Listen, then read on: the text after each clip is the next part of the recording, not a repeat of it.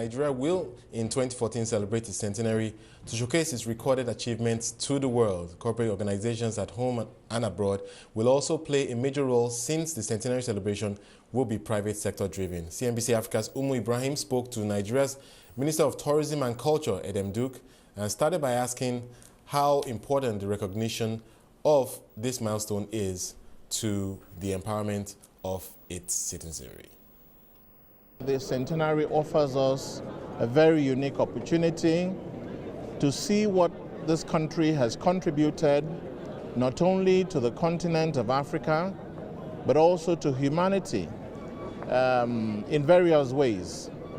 For us in culture and tourism, this is a very unique opportunity for us to bring attention to the fact that Nigeria is the cultural capital of Africa, and that with 36 states, ours is the cultural fusion that brings people of various cultural backgrounds, of almost 300 languages, in one entity. There are not so many countries in the world that are so lucky. And our culture has provided the collateral for the creative industry in Nigeria, which has redefined the talent of our young men and women. It has brought attention to our nation in a very positive way, whether it is by films or by music or by fashion or new media and what have you. So we see the celebration of Centenary as being a focus on our ministry, on our country, but more importantly, an opportunity for Nigerians to express, the joy of this very important occasion.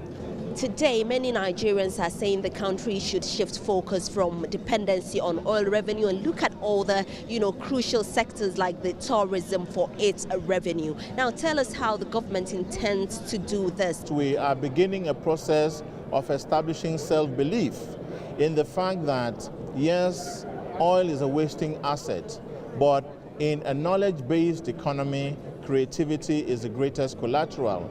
And the creative industries in Nigeria have proven that it has the potential of contributing more to GDP than oil and gas.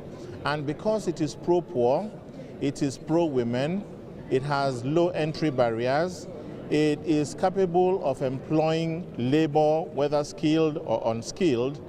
It therefore is such a platform that government can utilize, not only by mainstreaming it into the economic agenda of the country, but also hand-holding Nigerian youth and women who constitute almost 70% of our population to see the possibilities of our using culture and tourism to achieve our Millennium Development Goals. Now, take us through some of the recent investment that we've seen in the tourism sector.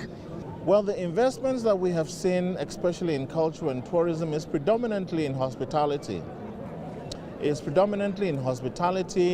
We are seeing a lot more of the international brands coming into Nigeria. There is also a new trend, which is the fast growth of retail destinations. The small and medium-sized shopping malls are springing up all over the country, and the big investors in events are also coming in this direction. The African Bureau of Convention is beginning to look at Nigeria as a prospective destination for conferencing. And then you also find that music is becoming very, very big. Our music is no longer localized, it has become international, and so you are finding that there's collaboration between our musical stars and African American stars, as well as the attraction of big recording studios into Nigeria. In fashion, for instance, we're beginning to see Nigerian fashion on the shop floors in Selfridges and other parts, of the United Kingdom. And that is an eloquent testimony that this is an opportunity that is new and that has the potential, to create wealth, for young entrepreneurs in Nigeria. The World Bank is one of the international agencies that support tourism development projects across developing regions in Africa. Now, do you want to take us through, your relationship with the World Bank and the kind of support you get from the World Bank and other international agencies? I can say first and foremost that we're not in collaboration with the World Bank, which means that the World Bank may not have yet seen the potential in this sector.